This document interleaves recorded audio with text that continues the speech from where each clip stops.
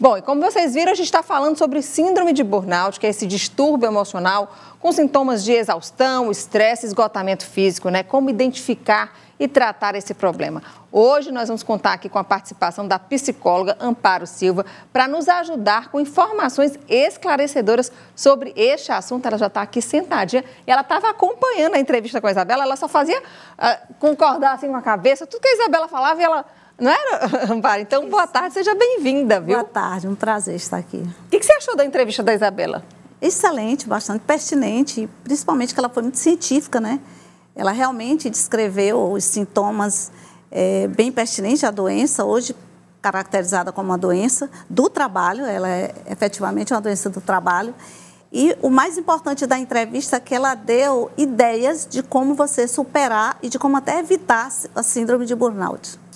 Quais as ideias, assim, os pontos que ela falou que você achou assim, crucial, assim, que a gente possa passar? Você agora como uma especialista, né, como uma psicóloga sobre esse assunto. Bom, a primeira coisa é se colocar na agenda, né? Porque já que é uma doença especificamente relacionada ao trabalho, ela é uma doença que vai trazer questão de expectativas, atingir metas, tem um grau de responsabilidade muito alto.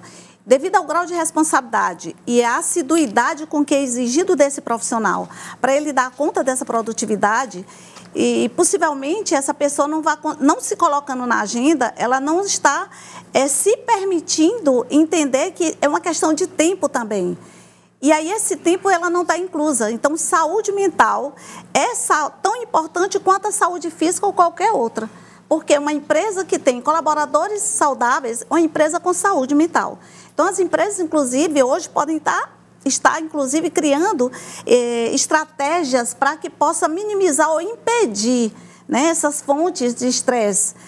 Já que o estresse é inevitável, que pelo menos crie, se tiver um serviço de medicina e segurança no trabalho, é muito importante que possa lançar mão dessa gerência para que desenvolva estratégias de enfrentamento e minimizar os impactos sobre a produtividade nas organizações.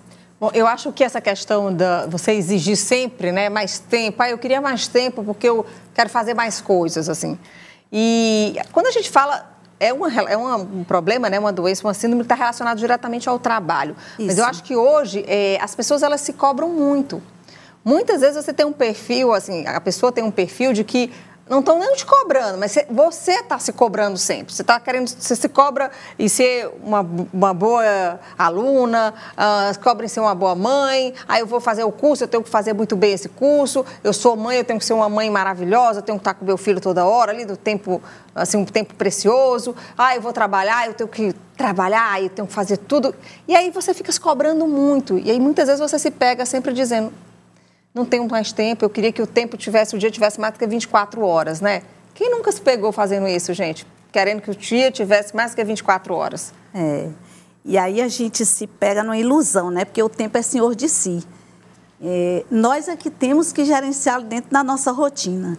Então, tem algumas profissões que esse grau de exigência, ele se torna muito mais intolerante. Policiais civis, até pelo público-alvo com que ele trabalha, professores, com a questão da educação continuada, ele precisa de uma formação, ele precisa de uma pós-graduação, ele precisa de um mestrado, se ele realmente quiser continuar nessa vida acadêmica, ele precisa de um doutorado, de um pós-doutor, e tudo isso associado a uma vida diária, a uma rotina diária. Ele tem uma família, está associado principalmente às aulas que ele vai preparar, a ministrar as aulas, a próprio exercício da docência, corrigir provas, se preocupar com cada aluno que precisa fabricar ou construir o seu saber.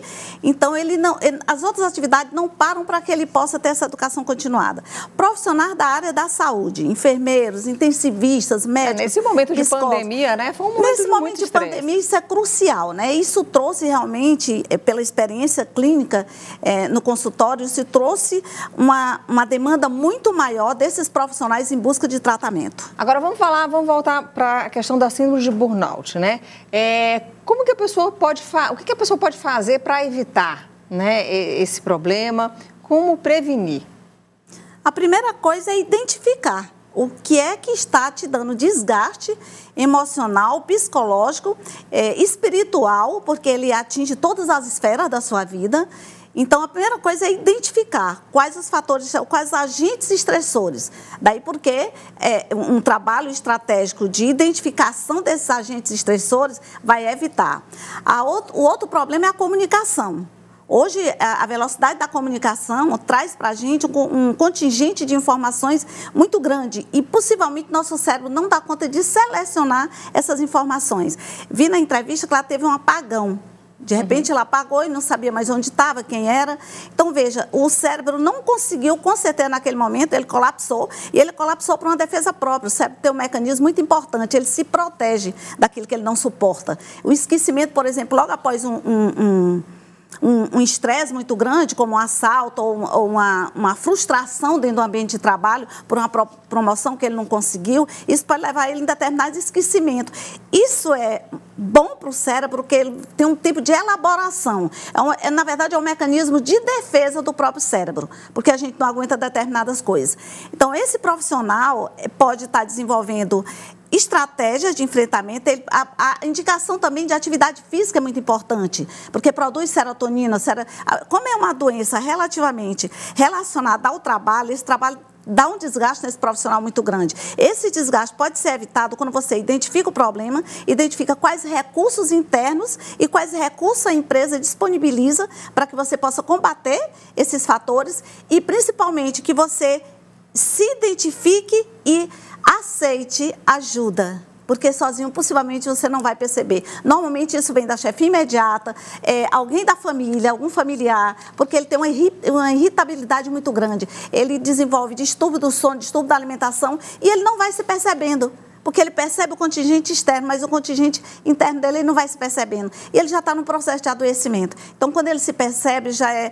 Daí a questão da medicalização, do tratamento, vir com a medicalização, porque ele já está adoecido. Para doenças instaladas, precisa ser tratado com medicação ou psicoterapia. E qual é o tratamento para a síndrome de burnout? O tratamento seria, primeiro com o psiquiatra, para identificar, através dos sintomas, o tempo dessa fadiga crônica grave e, principalmente, com o psicólogo, porque o psiquiatra vai medicar, o psicólogo vai fazer o quê? Ele vai fazer terapia, né? Ele vai fazer uma terapia e, se for a terapia cognitivo-comportamental, ela vai estruturar sessões para que ela possa reinventar-se dentro daquela sua rotina.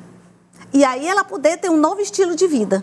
Eu achei uma frase dela sensacional quando ela diz assim, faça uma pausa voluntária, para que essa pausa não se torne involuntária. Ou seja, diga que vai parar, para poder o seu corpo não parar por você e ele que vai impor ali. Daqui você não vai mais, né? Essa folga tem que estar dentro da tua rotina, porque senão ela te obriga. E aí que ela fala da parada, né? Da parada involuntária. É eu saber dizer não, né? É você saber dizer não, que é a questão da assertividade. A assertividade é um processo de comunicação que você pode dizer não quando você precisa dizer, sem precisar machucar nem você nem o outro. Ou então, se permitir uma folga final de semana, se permitir um momento de lazer, porque, na verdade, a síndrome do esgotamento profissional, ele tira isso como algo que é relevante para o profissional. Isso é bobagem, eu não preciso estar com a família. Isso é bobagem, eu não preciso de descanso. Ah, não preciso comer. Não precisa comer. Não, eu como aqui rapidinho, porque eu nem preciso. Lanche, né? E aí come sem nem saber que você está comendo. Quantas vezes a gente não se pega, às vezes, colocando a comida para dentro, porque você não está sentindo um sabor, você não você está pensando já em outra coisa, mexendo no telefone e pensando o que você vai fazer depois, né? E o momento da alimentação e do sono são dois momentos que são importantíssimos para a saúde mental e física do profissional. Então, essas variáveis que você percebe... Tem muita gente que confunde, inclusive, a síndrome de burnout com a depressão e com a ansiedade, porque os sintomas são muito semelhantes. Se você perceber, o sintoma de fadiga crônica, de estresse... Gente, fadiga crônica, para a gente deixar bem, é aquele cansaço sempre, é a queima total de energia, né? Eu estou sem disposição o tempo todo, não é isso? Indisposta. Você dorme várias horas, mas o sono não recupera. Você está sempre de mau humor. Então, quando se chama fadiga crônica, não é aquele cansaço do cotidiano que a gente tem a hora de lazer. É aquele cansaço que é a queima total. É tanto que o termo burnout, ele vem do inglês, né? Da língua inglesa, que significa queima total de energia. Não sobra mais nada. Pifamos. Pifa. Daí porque ela disse que teve acabou, parou. Travou, apagou. Então, ela teve que parar obrigatoriamente. Aí, onde ela fala, pare por livre e espontânea vontade, senão você vai parar de forma involuntária. Porque é uma questão de saúde mental mesmo. E principalmente no período pandêmico, onde trouxe os professores se reinventando em casa, né? Tendo que estudar online, tendo que dar aula, ministrar aula online, tendo que acompanhar o aluno online, trabalhar, cuidar da casa, cuidar dos filhos, que os filhos estavam em casa. Né? Então, assim, uma rotina desgastante mesmo. Então, a gente teve que... o termo seria se reinventar, mas eu gosto muito do termo de, assim, recriar estratégias para que você possa enfrentar situações que são inevitáveis. Porque a pandemia foi inevitável. Às vezes traz o inevitável, e aí você se vê diante... E as consequências dela agora também são inevitáveis, né? A gente vai saber agora... Agora nós estamos enfrentando um período de pandemia de saúde mental. Saúde mental, decorrente da pandemia pelo coronavírus. É isso. Então, são questões que são importantes a gente debater, são importantes a gente se cuidar, se prevenir, para que isso não leve a um quadro de adoecimento. Tá bom, então. Olha, gente, eu conversei aqui com a psicóloga Amparo Silva. A gente estava falando sobre síndrome de burnout, né, que é o cansaço, essa síndrome que traz um cansaço, uma exaustão, e está ligada ao excesso de trabalho. Então, se você está se sentindo dessa forma, dá uma pausa. A gente tem que ter tempo para parar, para pensar, para curtir a família. Tempo de trabalho, mas também um tempo para a gente. A história do autocuidado, que a Isabela Camargo falou, né? Ter muito cuidado com alguns sintomas do tipo elevar, por exemplo, o uso abusivo do álcool e outras substâncias, né? Nessa pandemia nós tivemos muito isso. Então, essa síndrome é camuflada com essas atividades que a gente desenvolve, que na verdade não tem saúde alguma, é um processo de adoecimento. A gente pouco enxerga. Então, é importante que a gente observe isso e, principalmente, alerte a sociedade para esses sintomas e o grande número de licenciados nas organizações também, síndrome de burnout não deixa para trás, né? Igualmente como a depressão e a ansiedade. Ok. Muito obrigada, viu? Conversei com o Amparo Silva pela sua participação. Obrigada pela sua participação aqui no Vida Saudável. Eu que agradeço a oportunidade. Muito obrigada.